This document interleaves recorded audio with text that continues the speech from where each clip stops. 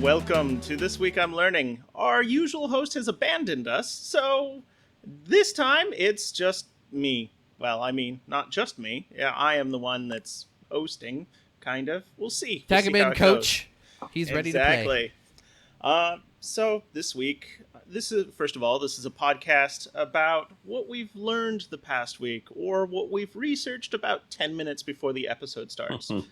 It's about 50-50 on that, or previous experiences that we've had. So I am your temporary host, Cody Stratman, also known as Psychonitrous. Beside me in that direction, I have to remember the camera is right there, so that way, is our esteemed colleague, Colton Roper, also known as Seeker4761. Hello, nurse. That's how many shades of white he needs to reduce to get a normal skin tone, I think. As I've said, right. the beacons are lit and Gondor does call for aid. So I need to get in the sun more. Saruman. And then down below us is our Thailand colleague and resident expat extraordinaire, Tim Rhind, also known as Fake Farang. I don't know, he's kind of a real Farang. Yeah. That's just a little bit of a story that my wife thinks never mind. Long story. It has to do with how I like Thai food and other things Thai and seem to belong here in her eyes in ways. That's it. You're more Thai than the Thais. So she called me a fake foreigner because I don't always act like a foreigner. It's already a local. That's it. Boom. So, okay. How are you doing today, gentlemen? Wow. Fine. Doing good. I have a lot of construction projects on the way. We just had a deck completely redone after I fell through it about 3-4 weeks ago and ended up with multiple stitches.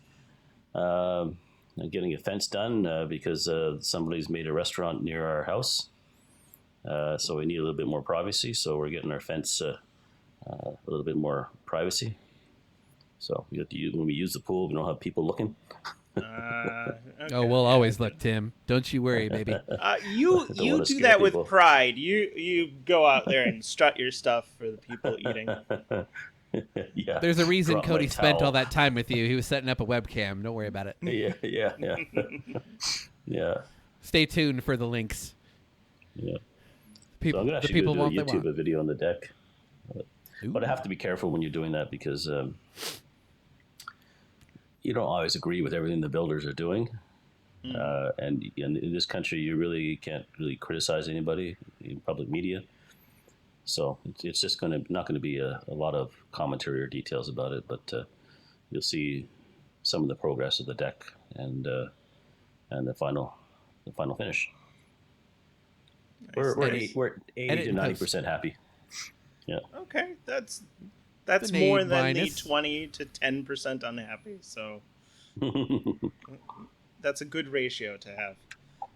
So, Colton, what have you been up to? I have a new job, so I work during the daytime now and back into the IT world and nice, loving it. So that's fun.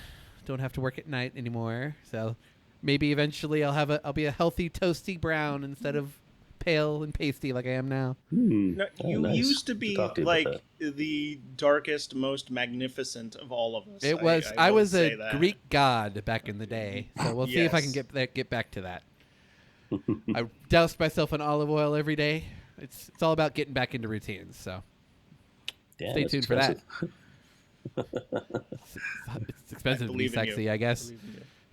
Yeah, was this? I can't remember. A little while back, I think you mentioned you're going to apply for some IT job. Was this the one? It took a long time. Technically, this is a different one that came up at the same time. I wasn't as likely to get it, but I told them the truth. I've been out of the game for a long time, but I'm happy to learn about it. And they're like, we want you. We don't know why, but you're going to be on our team. So we'll see how long that lasts. Willing to learn is very important in IT. Mm-hmm. I also admitted I didn't know anything, so that helped. I think. Self-driven learning, it's a big thing, and for sure. Exactly. So, been a good couple weeks. Good. Nice. Good to hear good news. Cody? Well, hopefully our other host who's not here, hopefully his new Hope job he stays alive. goes through. Yeah. If he lives that long. He is not feeling well tonight, unfortunately. No. But he's a trooper. He'll live. Yeah, he's a tough one. Mm-hmm. So I tried my hand at golf yesterday. And by golf, I mean just driving. So I've got a friend here who is pretty into golf. So I went out to the driving range and realized that there's a bunch of muscles that I have that I haven't used in like 20 years. And I am feeling all of those today. Every single one. So that's been interesting. But I felt like with his instructions, I improved from hitting the ball, 50 yards to hitting it 120 yards. And I tried the switch clubs, and I realized I'm just going to try and stay with getting good with one club at first. And then we'll see. But God, there's so many complications with like just hitting the ball. It's if you try and like whack the ball with your arms, you will never actually hit the ball. You're gonna miss it. Yeah, gotta keep your arms straight. Gotta have a certain angle. It's such a pain. Yeah, you gotta have like your foot's too far this way. It goes to the left. It goes to the right. Gotta twist at the right angle. It's very technical when if you're gonna get good at it. Yeah, it's very ridiculous. And then doing that in Thailand, humidity and heat wears you out quickly. Yeah, gives you lubrication, so your muscles and yes, joints will... Yes, I guess that's another way of putting it. Exactly. Yes, whether you want it or not. You're not going to have any baby rash because you're all oiled up from your own juices. And as much as our audience wants to hear about that, we have There's a other webcam in Cody's room, too. Thankfully, in store for us today. So, Colton is going to tell us that, well, hell, we don't even need the sun now. Yeah, fuck the sun. I've always said that. That has been a hard stance of this week I'm learning, is fuck the sun. So, print that, Jeff Bezos. I don't know. But, hopefully in a better light, Tim's going to talk about beauty or horror. The choice is yours. Ooh. And then Cody is, I don't know if this is R-rated or not, but his topic is gets around. Got to take that oiled up body somewhere. Yeah, and it probably doesn't bode well that I have a background of Patia in the background, but it is unrelated to that. It is unrelated to that. I doubt. I don't. I think it's totally related. You locals and your Patia. I still need to go there. I definitely want to go there next time I go to Thailand. So add that to the list. Yeah. I recommend it. A lot of people hate it, but honestly, my stance is it's popular to hate. It's like U2 or Bon Jovi. Tell us why he doesn't like the sun. Why Fuck he doesn't want the sun. TMCR, trademark that shit. Now, is it about like a sun or like the sun? The sun. No. See, other stars are cool. I'm just saying the sun has had too much limelight. Too many religions are based on it. No, we're done with it. We're not talking about like any person's sun, though, right? No. We're talking about the big dog in the sky. The bringer of life and so on and so forth. But Cody, being a former man of Alaska, I think we've had actually some interesting debates about green energy before. Specifically solar panels. And now, if I remember correctly, solar panels, particularly in Alaska, actually have some major deficiencies if they're deployed up there. What are some of the problems with them up there? Well, in the winter, you basically don't really get sunlight, uh, just due to, well, depending on what latitude you're at, you don't get sunlight or you get only a little bit. Then the other part of it is, while in the summer you have tons of sunlight, the angle, at least this is what somebody described to me, as the angle of the sun was not basically good enough to really utilize solar panels to their fullest. Whereas when you I think the amount of solar you're going energy through that hits too much that higher, atmosphere to get to it's it. just it's not efficient. Just multiple reasons. Yeah, try and suntan in Alaska, and it takes a while. You look like this. But so even though solar panels are becoming more and more efficient, and I think I found a fact that some of the solar panels that are out there now have efficiencies as high as like 30%, which seems pretty low. But honestly, compared to That's even incredible. 5 to 7 years ago, that's a huge jump in the last 10 years. Like the technology is getting super impressive. But of course, all the efficiency in the world means nothing if there's no solar in your solar panel. I mean, Alaska, of course. But you know what? Fuck the sun. I say it again. Some mad lads at Stanford University actually believe this too. And they decided that that idea that solar is for solar panels is for suckers. And they went to work developing a solar panel that doesn't need the sun to work. So An apparently, anti-solar panel. it's a dark it's a panel. It's a fuck the sun panel. These scientists took a commercial solar panel, applied some dark scientific witchcraft, and were able to generate power without the sun. So This is like to be the clear, first though, like Adeptus Mechanicus out of W40K. See, that is because the way exactly you're saying what I it thought sounds about. like it. That's exactly what I thought about. It's the same concept. You're like, no, technology will save us, but also kind of like it's almost an affront to everything. Whoa, camera, come back, come back. Come back. There we go. Clearly, your camera has issues. Your camera is like, No, we are pro-sun at this camera. We are pro-solar. So to be clear, the electricity that was generated at night was not made by a photovoltaic cell. No, the modified solar panels actually exploited a process known as radiative cooling. This is where if you take an object that is warm and put it in a cool environment, the warm object will radiate heat into the cool environment, and an energy transfer actually occurs. The bigger the difference in temperatures, the bigger the energy transfer. So using this process, the Stanford scientists were able to generate a massive 50 milliwatts per square meter of solar panel, which is super, super tiny, considering that a regular solar panel with its solar and its fancy sun can generate about 200 or so watts, full watts, per square meter of solar panel. So Okay, so 50 milliwatts. yeah, Versus it's 200 watts. Okay, it's pretty a little bit of a pathetic. difference there. Yeah. And considering the daily average usage for the average American household can be measured in like kilowatts, this might not actually be that big of a deal. But think about it. This is a proof of concept. We're essentially generating energy out of thin air. Literally pulling electricity out of thin air using basic properties of thermodynamics. So think about if you use a battery system with your solar panel. Smaller, more efficient batteries could be trickle charged, adding many hours of life to the battery before it runs out. So nighttime, you can get more hours of actual electricity usage, which, again, is a good thing. Think about a telescope. You're using less power at night, too. Typically, Exactly. It depends. If you're not me and running your aircon all night.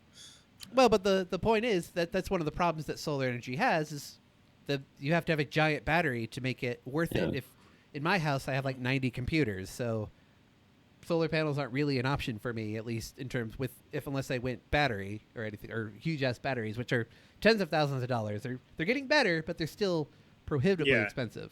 Yep. So with this trickle charge system, you can actually have a smaller one and be able to still generate power, which is cool in my opinion. So think about a telescope in the vacuum of space. Instead of a 10-year lifespan based on its energy output, you can maybe get 15 or 20 with no extra work. even if it only powers, so like even if like this solar panel will power half of the computer that I'm on right now, that is less power needing to be generated by a coal plant or a natural gas plant, or it's just there. It's existing. Why not take advantage of it? And you remember, the first photovoltaic cells were crap too. Honestly, they barely powered calculators. It's hugely expensive, highly inefficient. Oh, yeah. 2-3% was, I think, a high point 20 years ago. So, it's just give it time. Again, this is all a proof of concept here. But so I guess who's to say that as we develop more exotic materials and understand physics better, that we won't have a future where electricity is just generated all around us all the time. Mm-hmm. And it kind of brings me a little bit of hope in that the darkest timeline that we are currently on might just be a little brighter in the future. So it's kind of what I learned about. Just a cool, it's a cool concept. Yeah, just hope the timing is right. Powered? Yeah. Yeah. I mean, 50 milliwatts is not very good, but if you're talking That's like a solar that's farm, before production. This that's is the university proof of concept. This is like saying like all robots. Well, actually, the Boston Dynamics robot is. They're coming for us. That dog with the gun advanced. on it. Yeah. You know, there's energy all around us. You know, you think even when you walk through a room, you're moving the air. I mean that's energy. Well, like here in Tucson, there's so many different things. Yeah. Well, like here in Tucson, there's a big more and more. There's a big initiative to. I mean, it's super hot down here in Tucson. It made it to 100 degrees Fahrenheit today, super early, so that's great. But there's a big initiative here for any covered parking for multiple reasons, and a big thing is where they put solar panels on that covered parking, because why not? It's a structure. Yeah. So say you have an airport parking lot with all those solar panels that are just on it. Cody, you saw the airport covered in solar panels. Mm-hmm. Imagine they're powering the lights at night. Mm-hmm. With that many solar panels, even if it's highly inefficient, it could power the street lights there. Mm-hmm. Again, it's just the energy is there as Tim said. So why not utilize it?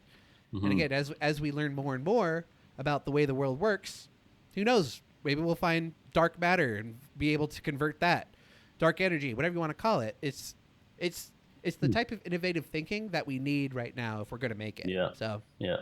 I'm all for it. Cool. So that's what I learned about. Yeah. Just witchcraft, scientific bullshit, may as well be magic. Mm-hmm. Cool shit. But what also is cool stuff, at least I hope so. It's just like beauty and horror. Yeah.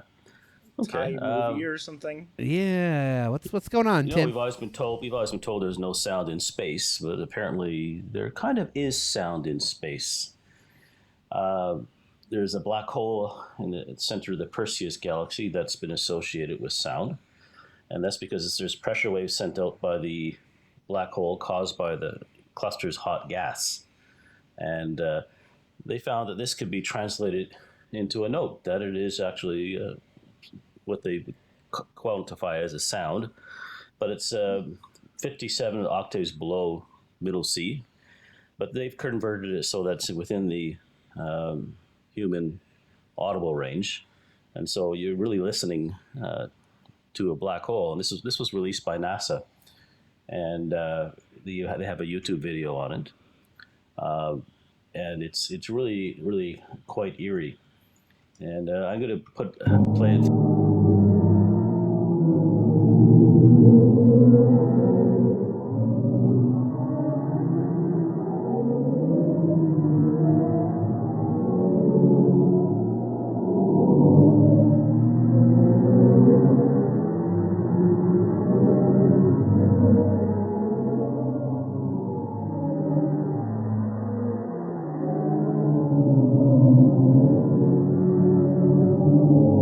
When I think giant space-like monster that's swallowing worlds, this is definitely the sound that is most appropriate for it.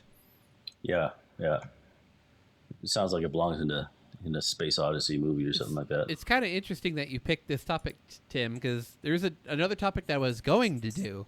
I found a fact about the sun same kind of thing. If it made a sound, like if it could actually propagate sound, like if there was air all the way to the sun, back, it would be like to our ears right now. It would be louder than a rock concert, even though it's 93 million miles away. That's how loud the sun would be.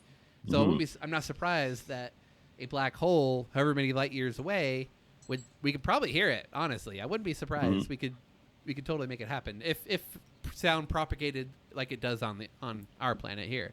Right. So it's cool shit. Freaky as shit. Yeah.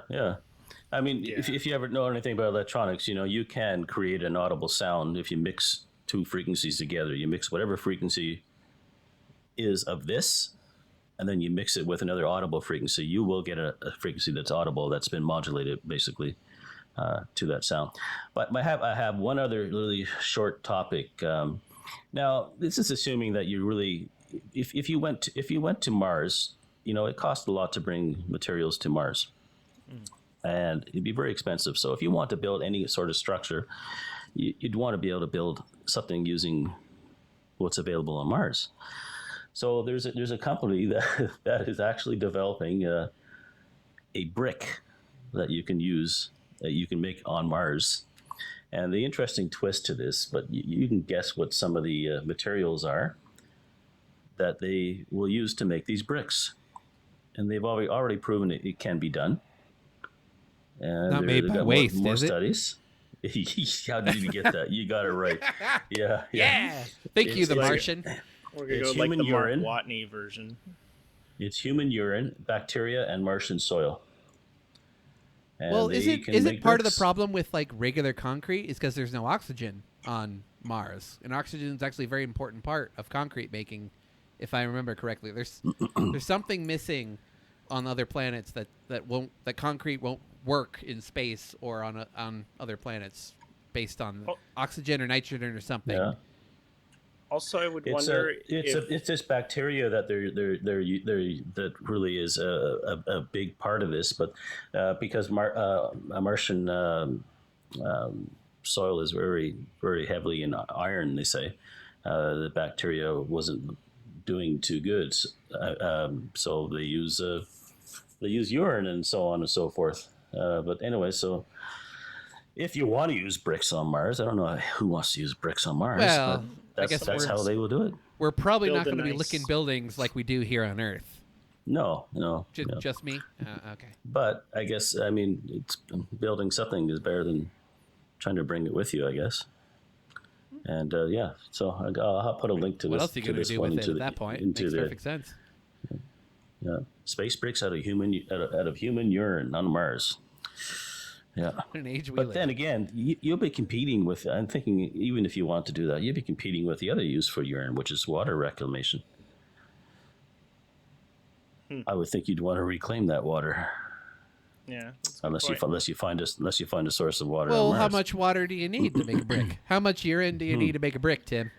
I don't know, but at least you aren't talking about how much shit it takes to make a brick. See, that's what I was thinking, because that would almost make more sense. The new term of shitting bricks. There's a Jeff Tull song along that lines, right? I'm building a house here on Mars for my family. Yeah, my family contributed. The other part that I was wondering about is, in order to make concrete, you have to have a specific type of sand. And the type of sand that's required is typically beach sand, which is why beach sand theft is actually a real thing in the world and a real problem. So river sand is a problem too, yeah. Yeah, it makes me wonder if, Mars was at one point covered in water, but it still makes me wonder if there's enough of the right type of sand. Well, part of the issue, concrete there. Part of the big problem with Martian soil, from what I understand, because there's no erosion, at least as we have here on our planet, the granules are super sharp. So so if you think regular beach sand, you can pack it together pretty tight because of how it's built. But the sharp, jagged edges of the actual Martian soil, it's probably why you need the special ingredients you need that special human touch to really make a brick on Mars. So. I don't know. That's cool way though. Of putting it. Our home. fun. So, okay. Yep, I could will see the beauty. go on to the next. We are going to find out if Cody's deviant or not. So, Cody gets around. And Yeah, he what I does. meant by that, I was really trying to think of a tagline, and I'm like, well, this will be funny. What I'm actually talking about is how to get around in, well, not actually this city, but the city that I am currently living in, Bangkok. Uh, and I don't think I've actually covered it before. At least I really hope I haven't. But it's really interesting because there are so many different methods of how to transit within Bangkok. And sometimes you need a combination of many of these in order to get around. So, first of all, there's taxis. And it's not, one type of taxi is hailing the taxi on the street, which you go to the side of the street and you wave your hand kind of like this. And then the taxi will hopefully stop for you. And then hopefully, if you, and it depends on where you're located, will be your chance of success for this. If you are located in Lower Sukhumvit or a lot of the tourist-centric areas, it's actually more difficult to get taxis to go specifically where you want and also to use the meter. However, the further away you get from those tourist areas, the easier it is to, say I want to go to wherever and to get the taxi, the person, the driver to agree to that. Yeah, Technically, sometimes you got to work 10 or 15 minutes away just to get a taxi to take you where you want. Yeah. Yeah, and you should always use the meter. It's always a better option. However, things change when it's raining. Sometimes they, all of the drivers don't want to use the meter. It gets weird and complicated. Speaking Thai helps lower the cost by a large factor. I will say that. Yeah, if you're aware of what the normal cost should be, yeah. I like how you went to cough off camera and your camera followed you with the cough. It's fucking technology, man. Piss bricks and goddamn stole their technology is great. It's this is great. What we got. Now, if you don't want to just hail a taxi, you can use a number of ride-hailing services. So rather than Uber in Thailand, we have Grab, which is one of a few of ride-hailing services. So with Grab, for me, Singapore-based company. Oh, okay. Yeah. So Grab, it's food and it's also transport, and there's also a few other things that Grab does. So Grab also courier. Courier. If you have your own car and you want them to drive your car, you could actually use Grab for that too, which I found was very interesting. So if you drove your car somewhere and, you've had a few drinks, you could actually use Grab to have a driver come to you and then drive you home in your own car. At least that's the advertisement that I saw in one of the malls somewhere. So that's interesting. I've never seen that type of service before. Then there's another company called Bolt, which is actually cheaper than Grab 99% of the time. Bolt is really cool. It's also, like, especially when I was in Pattaya, Bolt was faster than Grab, and so it would actually get you cars that were closer to you, where Grab, sometimes it's a little bit odd and it gives you like a car that's 15 minutes away to then come to you, where Bolt was consistently pretty good about that. Then there's now the other ones I have not used but I know about. So there's another one that I've seen advertisements for on television called InDriver. And then there's another one that I've seen the cabs around, and this one is called Cab, C-A-B-B. And they've got these like purple or blue fancy looking like oldie style British cabs. I think that's like a fancy one because whenever I see them, they've like the drivers have gloves and stuff on. So, but I And this is have still not in used Bangkok? either of those.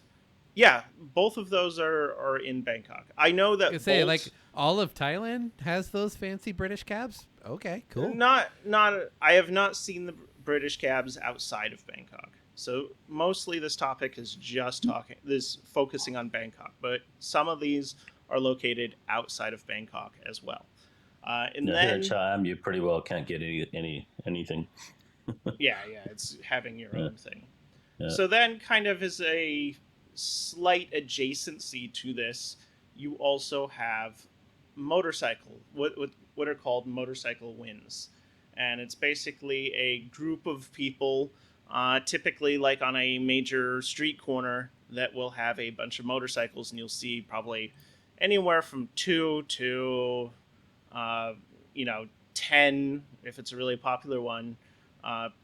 Ties with like orange vests on that will then take you to somewhere in the vicinity, and you can negotiate the price for those. You can also use some of the other apps like Bolt or Grab to use a motorbike as well.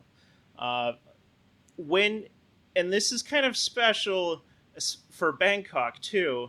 A lot of other towns will have this, but it's especially necessary for Bangkok if you want to get around from, I would say, 7:30 or 7 o'clock in the morning until like 10 o'clock in the morning, or from 4 o'clock in the afternoon until about 8 o'clock in the afternoon, and you need to go somewhere. You really want to, and it's not raining, you really want to use a motorcycle taxi. Now, a lot of people don't like them because they're more dangerous and you get drivers that like to drive fast. I've had pretty good luck. You gotta watch your knees. Yeah, you have to watch your knees. If you're a bigger guy, you need to have some experience being a passenger on a motorbike. It's recommended. But it's awesome because you can get in between the cars and you can get where you need to go quite a bit faster than in a taxi. So now we get into, I would say, less traditional method of travel, and this is the one that every tourist wants to use when they come to Bangkok. That tourists use and locals rarely ever. Yep, the tuk tuk. Tuk. Now these, I'll tell you my favorite form later on. These are fun because you're basically just hanging out the back of the thing, and it's the three-wheeled vehicle. So you've got the front, and they've got small engine. They're called tuk-tuk because that's the sound that the old ones made. So therefore, the name is now tuk-tuk. But not fun in heavy traffic, though, because you'll not fun in heavy traffic. Yeah, because it has all the disadvantages of a car. Now, it does take up a little bit less space, so sometimes they can get around a little bit easier. But what I saw when I was there, they didn't have a lot of power. So they didn't have very good acceleration. It depends on the tuk-tuk. Depends on the tuk-tuk. Yeah. Yeah, some people trick them out. Some of them you'll be going at warp 9 depending where you are, and it's a little hairy. Yeah. Some of them it's going to fall apart. It's a bit interesting, and they trick them out with lights and music and all sorts of stuff. And they're different depending on, like if you're in Bangkok, there's the three-wheeled style, and if you're in Phuket, it's a different style. They don't really have the three-wheeled style in Phuket, but they're fun. But they're also expensive too. Like they're more expensive than taking a taxi because you're not on a metered rate, so you have to negotiate, where you're going. So it depends on where you are. If you're in any of the heavy tourist areas, it's going to be more expensive. Again, the odd time you can negotiate them really cheap. I think we did one time, Cody. Especially, and I've had success with this. I've had more success with this since I've known Thai.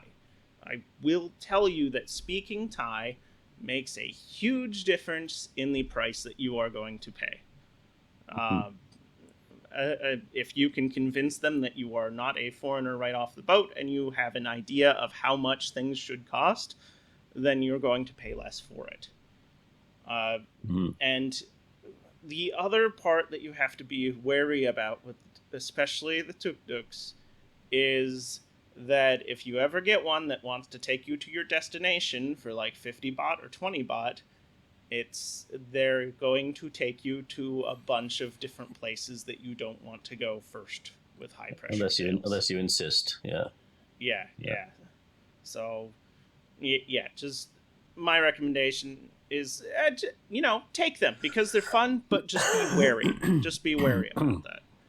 Then you get into other forms of transportation. So we're going to leave the more land transport for a little bit, and we're going to talk about boats. Yeah, so canal boats. So you've got the river boats and the canal boats. And the way that these work is and actually I just realized I've never taken a paid canal boat. I've taken a paid river boat. So I have experience on the river, on the Chao Phraya River. There's boats with different... I've done it. Did a video of it too. Canal boat. Okay. Yeah. And they're different. Fun. Yeah, they're different prices. There's different color flags. I've got experience with the blue flag, which is the tourist one that basically you can hop on, hop off of for the day. You buy a ticket for a day, but it's expensive comparatively. Here's a warning. For viewers: if you come and one of the main places where you can catch it is at Sapan Taksin, near the Sapan Taksin BTS station. If you tell them where you want to go somewhere, there's going to be touts who are not lying to you. They're going to try to steer you to the tourist boat instead of to regular Thai express boats, and you got to tell them express boat. And the tourist boat, they're going to take you to that tourist boat. And that's going to cost you a lot more. Instead of 50 baht, it's going to cost you whatever, 200 or something. Yeah, the tourist boat is either, it's been a while, it was either 200 or 400 baht versus the orange flag boat, which was like 15 baht. Yeah. So there is a huge difference between the two. There's also a mall that's on the river called Icon Siam. And that mall, as long as you're going to or from the mall, that has free boats. So as long as you make the stop at the mall pier, you could go take the mall boat from Sapan Taksin to the mall and then take one of the mall boats to a different pier on the river if you want to. It's a very pretty mall. They have those boats because it's annoyingly hard to get to from most places in Bangkok. Now, the canal boat. Sorry, Cody, interrupting here. But no problem. I'm going to forget. I think it was MBK. You can take one of those canal boats.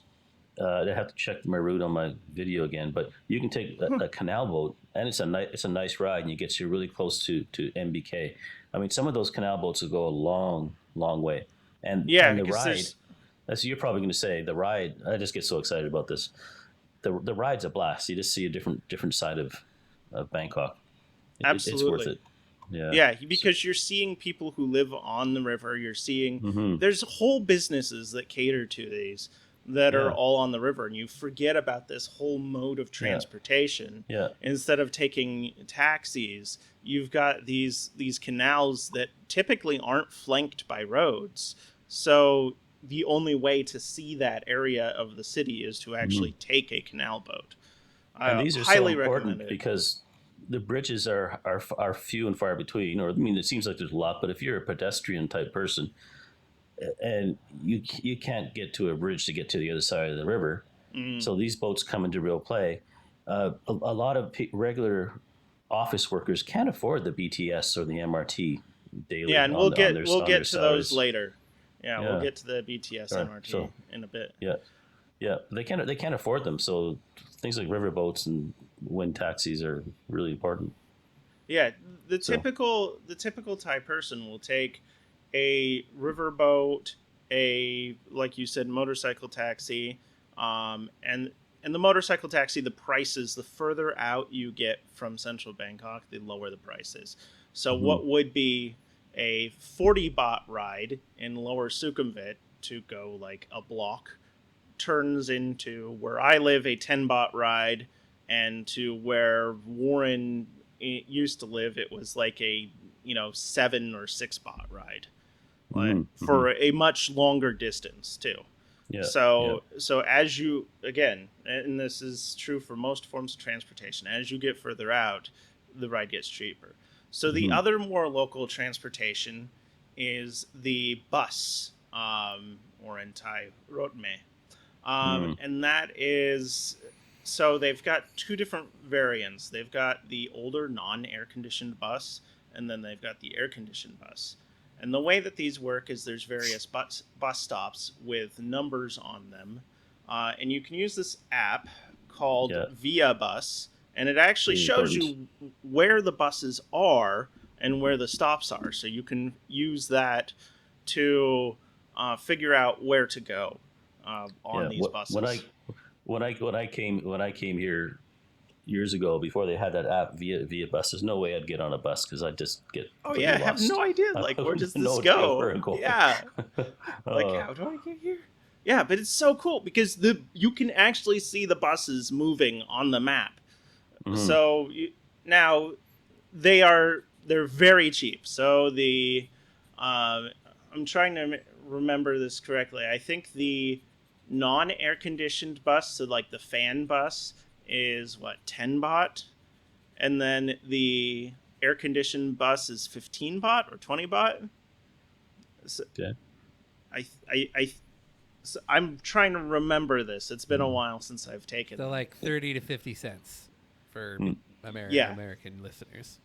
Yeah, it's around the same price as the motorcycle taxi, or as although that would be a short motorcycle taxi ride. The longer the ride, obviously, the more expensive it gets. Have you ever been on one of the catwalks by Siam or Central there, and you see the people at rush hour in the non-air conditioned bus stuck in traffic? Oh, yeah. That's got to be torture. Brutal. Yeah. Yeah, that does not look fun. No. As long as it's not rush hour, like transportation is pretty fun in Bangkok. When it's rush hour, I'm looking for a motorcycle taxi. Yeah. Or you stay put until and actually, I think it's important to mention how you pay for both the riverboat, the local one, not the tourist one. The tourist one you prepay for, and you can get on and off of it all day.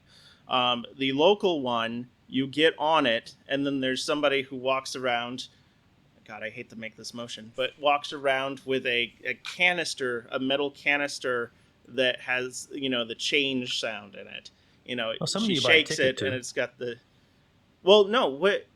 Once you get on it, maybe some. Okay, the ones that I've had experience with, the orange flag boat, there was a change lady, like the same thing with the buses, where she would shake it, and then you pay her, and then she gives you a ticket.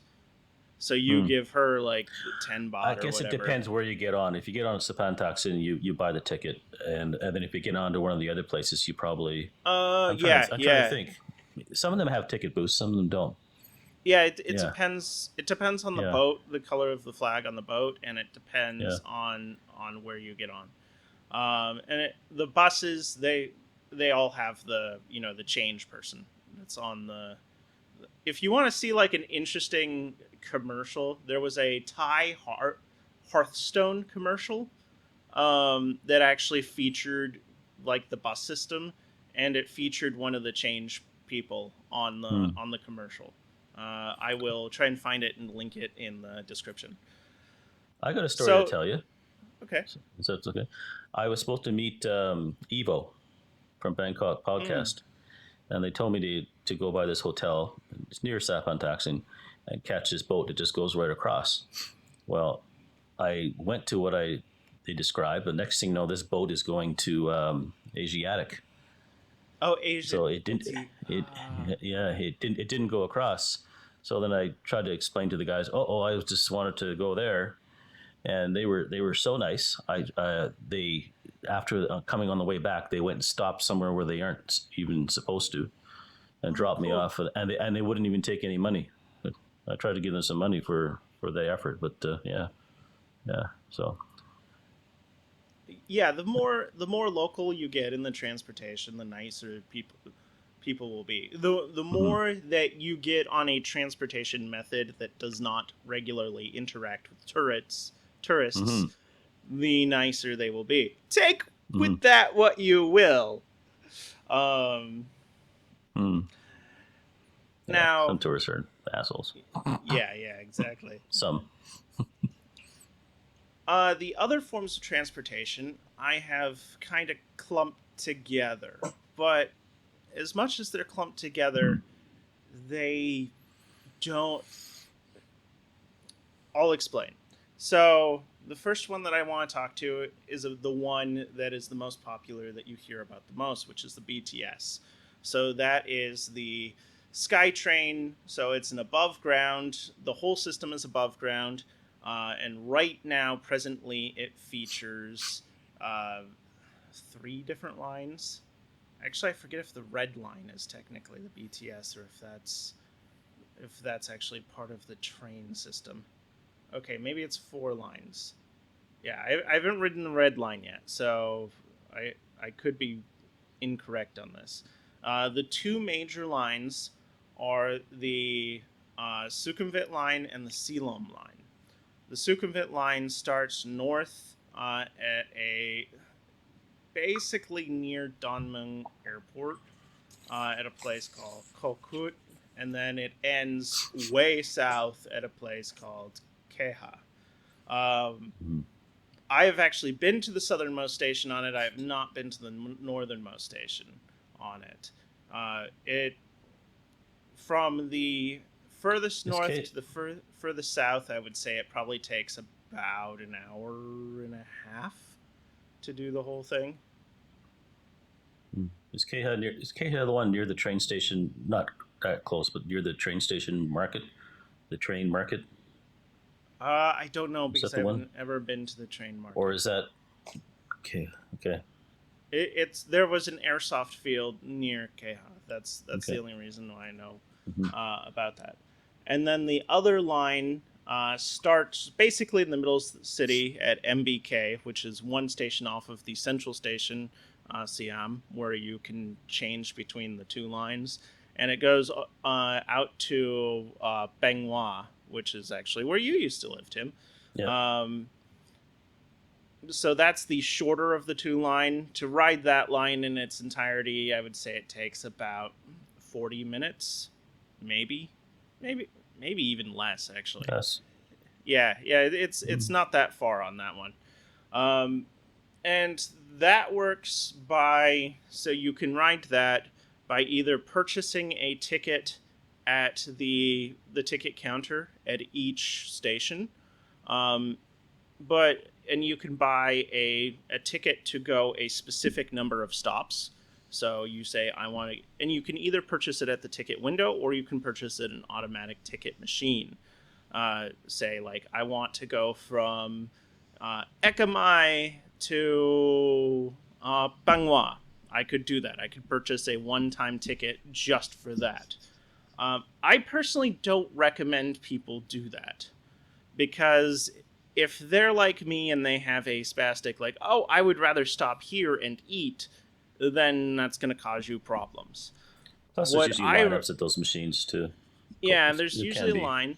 What I recommend is if people are on vacation here and they're only here for like a day or, in Bangkok for a day or 2, I recommend them purchase a 1-day pass on the BTS. Or better yet, I recommend if they're in Bangkok for more than a couple of days that they buy a rabbit card. And if you're an expat, what I really recommend is that you get a bank card that has the BTS built into the card. Now, a lot of people make the mistake that I made, whereas you think that because you have a bank card, like an ATM card or Visa card, with the BTS on it, that deducts from your bank account. That does not. That is a separate refillable thing that you have to go to the counter and then add. I usually add like 1,000 or 2,000 baht to it at a time. That way I don't have to do it often because there's usually a line there. And then I can just tap the card and go, and I can get on wherever and then get off whatever, and it will take, I forget what the shortest amount is. It's like 20 baht or something for one station, and then the most is I think 45 baht or something. Mm-hmm. Yeah, I'm kind of out of touch with how much it costs, but there is a minimum and maximum. It might be actually 15 baht to around 50 baht. Is what I would say the maximum is. And then there is the MRT. So the MRT... It's my favorite one. Yeah, and that's been like recently expanded dramatically in the last few years. The MRT now covers way more area than the BTS does. However, the BTS arguably covers the more important areas of the city. If you're going to be a tourist, in my mind. The exception is that the MRT goes through Chinatown, where the BTS does not. So, and here's where... Yeah, what's the difference between the BTS and the MRT? Are they both SkyTrains? And here's where things get complicated. So in central Bangkok, the rule is the BTS is above ground, the MRT is below ground, which makes the MRT more, like, if you want to see the sights, take the BTS. But while you're waiting on the BTS, you are out in the air, in the hot Bangkok air, waiting on the BTS. The MRT, being underground, in the middle of the city, and I need to stress this again, it is underground in the middle of the city. It's like the New York subway system. If you are waiting on the... Yeah, if you are waiting on the MRT... You are in an air-conditioned environment underground. Now, when on the edges of the city, so after you get out of the central Bangkok area, the MRT then goes above ground. So the MRT and the BTS look very similar at that point. Here's an issue that everybody has complained about for many years. And that is that if you want to use the BTS and the MRT, you cannot use the same card. They are owned by two different entities and therefore use two different systems. BTS uses the Rabbit card system, which works... It actually works with several different vendors and stuff. I still haven't gotten all the advanced features with that figured out because it's... problematic for foreigners to use more than just the base version because for many things you need a Thai ID number for it to function correctly. And I have attempted to get it to, and they say that they are looking into making it work, but so far have not gotten those things to work. The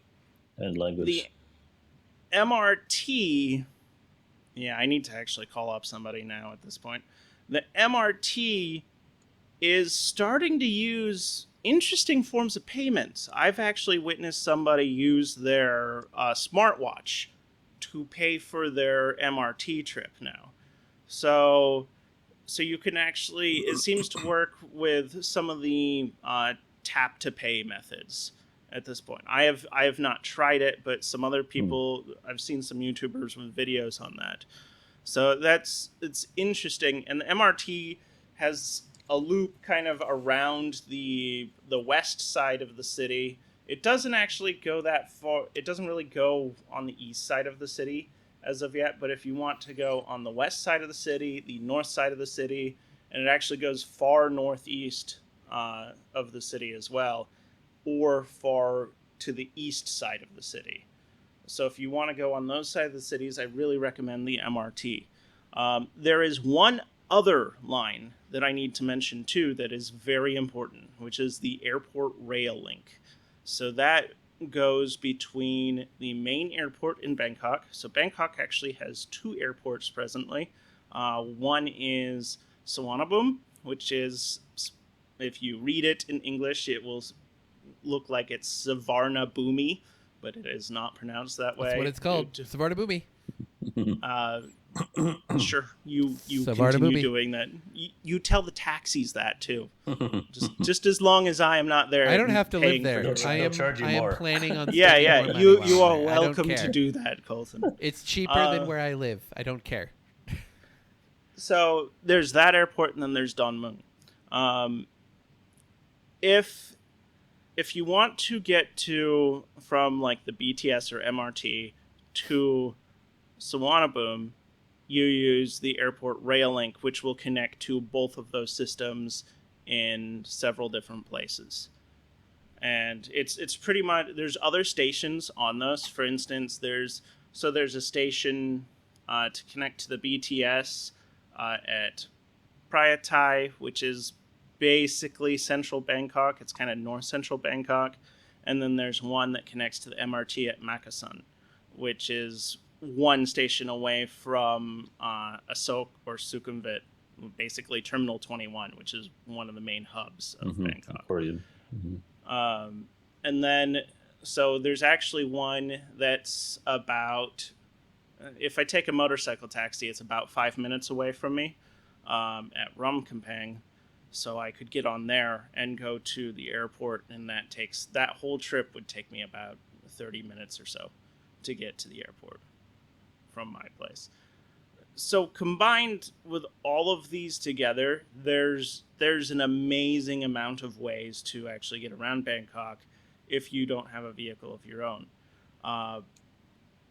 There's still, when I went golfing yesterday, I was talking to my friend about it, and he still says that he loves owning a car because that lets him have more freedom about, taking golf bags is less problematic when doing it on, just himself rather than having to haul them and lug them on the BTS or the MRT. So I kind of understand that too. But with Bangkok being world renowned for traffic problems, it's definitely a choose your adventure as getting to where you want to go and utilizing all of these methods of transportation. But there's usually multiple ways to get from one place to another. There was a website that I'm going to try and find again. I want to say it was like transitbangkok.com or something like that, where it would take all of these transport methods into an account, and you could say, I want to get from here to here. And then it would tell you the best way of doing it. At this point, I don't use it. Just the sorry, I know I'm getting long-winded here, but I could see you smile. Okay. 30 minutes. I love it. Okay. The transport methods... You're very passionate about transportation. You definitely get around, my friend. I get around, yes. The transportation methods that I use the most, because I live near a BTS station, I use the BTS and probably motorcycle taxis the most. A combination of those two. Just because it's the easiest and fastest methods of getting around. And also the BTS, even though you're waiting on a platform, the actual BTS itself is very well air conditioned. Almost to like the level of Alaska. Like if you miss temperatures in Alaska, get on the BTS when nobody else is on it. But your mileage may vary depending on where you live or where you're going. Exactly. Apparently, for what you said. So. Yes. Got options. Yeah. Options are All good. Right. I am done with my stories of getting around. All right. Giggity. Well, I guess it's probably time for me to do the outro, since I am the temporary host. So this has been an episode of TWIL. This week I'm learning. I am, like I've said, Cody Stratman. Actually, let's start with Colton. Where can we find you?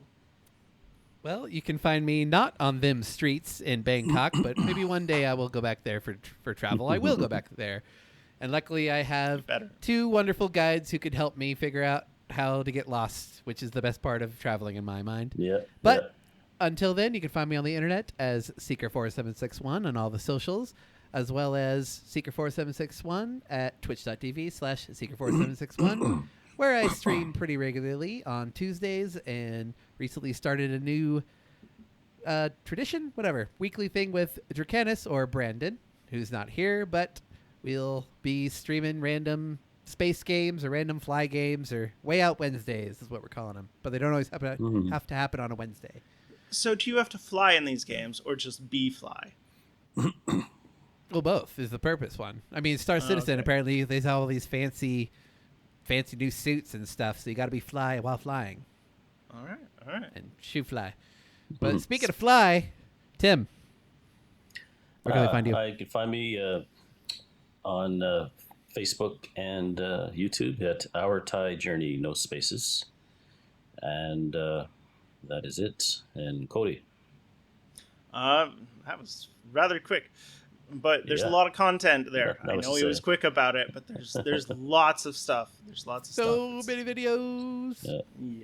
Yes. Amazing. I'll have to do one on my deck. The building of a deck in Thailand. Construction methods are definitely different standards here. It is what it is. Can't fight it. That would only lead to much stress. My name is Cody Stratman. You can find me here most weeks. I know I haven't been here a lot because of school and stuff, but most of the time I'm here. You can also find me on YouTube as Striving to Fail, and you can find me on Instagram as Zito Valder, I think. God, I don't even know my Insta anymore. That shows you how much I care about my Insta followers. Sorry, Insta followers, but I don't know. Anyway. Yeah. Anyway, this has been another week of TWIL. This week I'm learning. Wow, I totally have completely spaced what Brandon's spiel is. Oh, you can find us on... It's in the notes. It's in the script. Oh, it is in the notes. It's in the script. Oh, okay. Makeshift. Yeah. You're fired. Yeah, it's all right. Please, Brandon, come back. Come back. It's a train wreck. Speaking of transportation. Anyways. But you can find us wherever on YouTube as well as this week. What? Oh. Okay. Apparently I can't read and talk at the same time. You can find us on YouTube as This Week I'm Learning. You can also find us on Twitter at this TWIL. And if you'd like to contact us, you can contact us at twil@thetechpirate.net. See you next week, where hopefully I will not be in this position. Forever. Bye. Bye.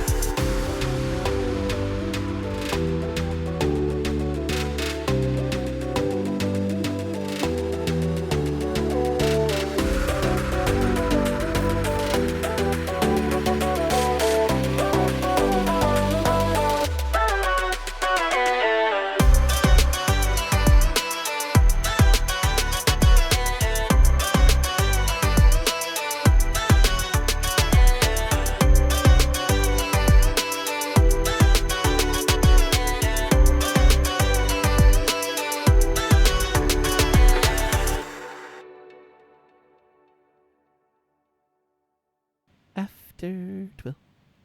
After TWIL. Gonna do the after show. Oh, yeah. After TWIL. Someone talk. Oh, Cody, I found a great gym in my area now. A really nice gym. Oh. And wait, started to gym use or it. gem? Gym. Oh, okay. It's I was like, wow, you found a pretty rock? A problem here in this smaller area, the only typical gym you might find is something that's outdoors and not very foreigner friendly. But I found one that's great. It's 800 baht a month if you go by month. And I think it's 2,000 baht for 3 months. That's not bad. Yeah, if you want to go, just drop in on for per session. So it's 80 baht. $57 for 3 months for our American listeners. Yeah, and it's a really nice gym. It's got a pool. It's got a sauna. Not that I want to go into a sauna. How far from your house? Air conditioned. About 5 minutes on the motorbike. Oh, hell yeah. That's perfect. That's cool. Yeah. Is it near the beach or more inland? No, it's you go like you leave my house and then you get onto the main road, Pakistan, like as if you're heading to Bangkok, and right after that big curve, like you go, how do I say? Near the PTT. Yeah, just a little past the the overpass, and then you start to go straight towards it. It's a very first left. Huh. Yeah. Okay. Yeah. Yeah. So you can go And to as the we've gym said and then before, have you good could soup. also follow the link that we'll have to Tim's pool, where we could watch him enjoy his pool. No. You don't want to do that. If Only anybody fans. see us on the pool now, then something's really wrong with them. He'll be at the gym now anyway. So Yeah. Give him like 6 months, baby. You'll get your money's worth on OnlyFans. It'll be fine. Yeah, right. Yeah. Extra content, baby. I'm fake past those Farang, years. OnlyFans. Fake farang. Another word, if you know what I mean. Don't want to see my farang. And on that, I love it.